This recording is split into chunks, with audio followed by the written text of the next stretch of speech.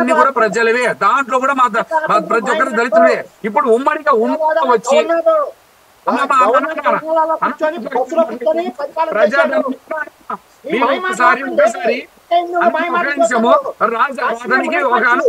ఒక్క నిమిషము మీకు అప్పుడు రాజధాని మీరు పక్క, నేను అట్లా కాదు అనేది, నేను అంటున్న వర్షం ఏంటి, మీరు ప్రభుత్వం మీరు పాలన పాలించినప్పుడు మీరు పాలన ఉన్నప్పుడు ప్రజాధనాన్ని అప్పనంగా దోచుకున్నటువంటి ఎవరితో చూడండి, ఒకసారి పరిశీలించండి. ప్రజాధనాన్ని ఎవరు వాడుకుంటారో ఒకసారి పరిశీలించండి. అవినీతి రెండు అనాలన్నా, మేము 2 ఎకరాలు 2 వేల కోట్ల పెట్టుకోలేదు, మాకున్నారని రేటింగ్ పెంచుకోలేదు, 2 ఎకరాలు వజ్రాలు తినలేదు, 2 ఎకరాలు మేము అన్ని సంపాదించుకోలేదన్నా. మీరు అంటున్నది కరెక్టే, కానీ రాజధాని పేరు మీద ఇక్కడికి వచ్చినప్పుడు ఏం లేకుండా ఇక్కడికి వచ్చినప్పుడు ప్రజాధనాన్ని ఎవరు వాడారు?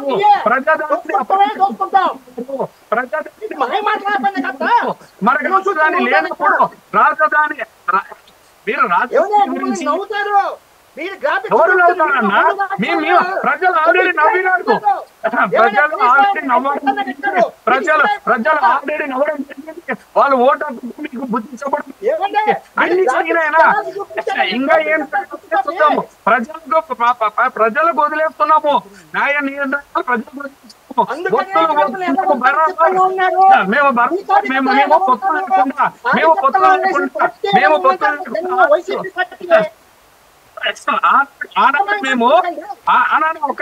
ఆనాడు మేము సోనియా గాంధీతో అప్పుడు కేంద్ర పాలించినటువంటి కాంగ్రెస్ గురించి మా నాయకుడు జగన్మోహన్ రెడ్డి బయటకు వచ్చాడు. తర్వాత మీ వాళ్ళతో పొత్తులు ఇది పెట్టుకోకుండా ఒక్కడే ఒకటి పార్టీలు పెట్టాడు, ఒక్కడే ఒకటి ఎన్నికలు వచ్చాడు. పొత్తులు తీసుకోలేదని ఎక్కడికి పొత్తులు ప్రశ్నిస్తున్నారని చెప్పి ప్రశ్నించే వాళ్ళని తీసుకొని వచ్చి పొత్తులుగా తీసుకోలేదు. ఒక్కడే పోతున్నాడు, ఇప్పటికే ఒకటే పోతాడు, నెక్స్ట్ కూడా ఒకటే పోతాడు. సామాన్య ప్రజలు ఖచ్చితంగా గెలిపించడం 100% అన్నా.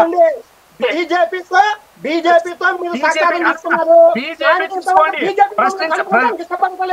మీరు ఏదైనా చేయండి అన్నా, మీరు ఏదైనా పొత్తు లేకుండా మేము బరాబర్ పొత్తు లేకుండా అన్నా.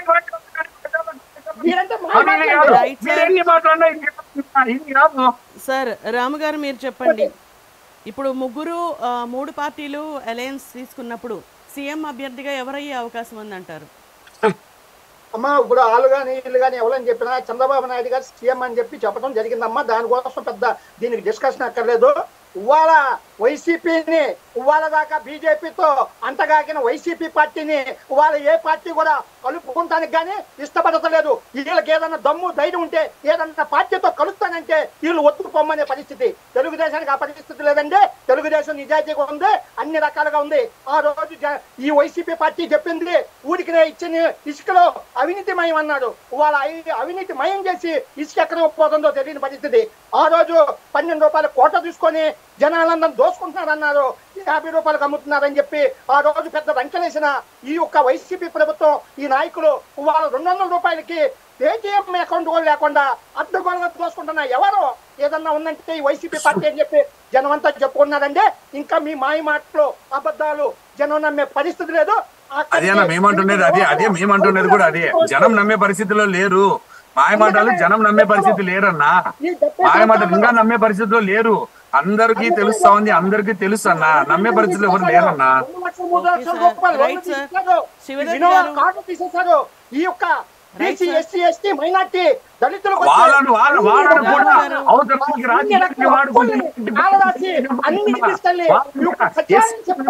చేతిలో పెట్టి అడుక్కునే వాళ్ళు అడిగేసింది ఘనత ఏదన్నా ఉందంటే శివదత్ గారు. హలో శివదత్ గారు.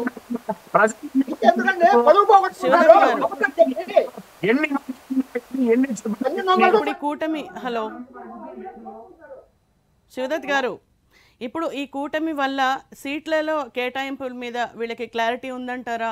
అలాగే ఒకవేళ ఇప్పుడు ఏపీలో కనుక బీజేపీ టీడీపీ జనసేన పొత్తు కూడటం వల్ల రేపు రాబోయే పార్లమెంట్ ఎలక్షన్స్లో కూడా బీజేపీకి ఎక్కువ స్థానాలు వచ్చే అవకాశం ఉందనే దానిలో బీజేపీ వ్యూహం అయి ఉంటుందా? దీని మీద మీరు ఏమంటారు? ఫైనల్గా చెప్పండి.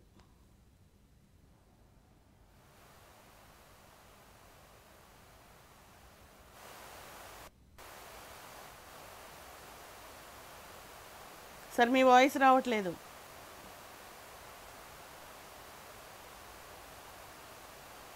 హలో, ఇప్పుడు చెప్పండి. ఆయన మేము గతంలో ప్రశ్నించలేదు, ఇప్పుడు ప్రశ్నిస్తున్నాం అని చెప్పి అంటున్నారు. అంటే ఆయన దృష్టిలో ఇప్పుడు మేము ప్రశ్నించేది కరెక్టే, అంటే సరైన వాటి మీద మేము ప్రశ్నిస్తున్నాం అని చెప్పి ఆయన ఒప్పుకుంటున్నారు. చాలా సంతోషం. నేను ఒప్పుకోవడం కాదన్నా, మీరు ప్రశ్నించే తత్వంతో ప్రశ్నించే సిద్ధాంతంతో మీరు పార్టీ పెట్టారు కాబట్టి ఒక్క నిమిషం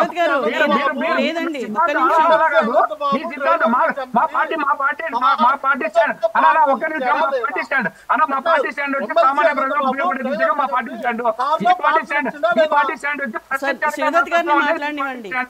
ప్రశ్నించడమే మీ తత్వం కాబట్టి మీ పార్టీ స్టాండ్ అంటున్నాడు. మేము ఇప్పుడు ప్రశ్నిస్తున్నది మీరు మీ స్టాండ్ ఏంటంటే ప్రశ్నించడము, మీరు స్టాండ్ తీసుకునేది ప్రశ్నించడము. దాని గురించి నేను మాట్లాడుతున్నా. మీరు ప్రశ్నించడం కోసం వచ్చినప్పుడు మీరు అప్పట్లో ఉన్నప్పుడు తెలియజేసిన ఓటు కేసులో వచ్చినప్పుడు ప్రశ్నించలేదు. ప్లస్ ఇక్కడ మోర్ దెన్ ఇక్కడ వచ్చి ఇక్కడ రాజధాని అరిచేతిలో చూపించినప్పుడు ప్రశ్నించలేదన్న. తర్వాత ఒక ఇదితో అది ఇది అని వచ్చినప్పుడు రైతుల కోసం వచ్చారు, ప్రశ్నించారు. పవన్ కళ్యాణ్ గారు అంటే జనసేన పార్టీ నుంచి కండక్ట్ చేస్తారు. అది ఒక్కసారి చెప్పండి అన్న, ఒక్కసారి దయచేసి. ఎంతమందికి జనసేన వాళ్ళకి, ఎంతమందికి తెలుగుదేశం వాళ్ళు పొత్తులు పెట్టుకుంటే ఎంతమంది సీట్లు ఇస్తారో చెప్పండి. మీరు ఫస్ట్ మీరు క్లారిటీ తీసుకోండి అన్న.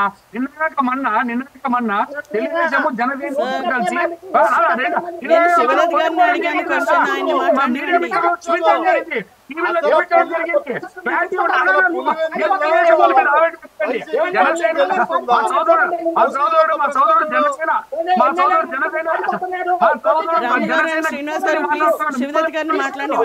సోదరుడికి పవన్ కళ్యాణ్ మా సోదరుడు అడుగుతున్నా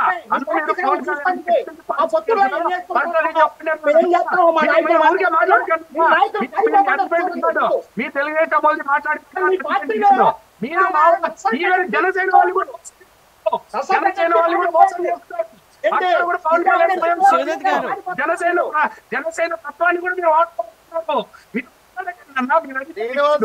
ఎన్ని మాట్లాడుతున్నారు? ఒక్క నిమిషం అన్న, మాట్లాడి ఒక్క నిమిషం. నా సోదరుడు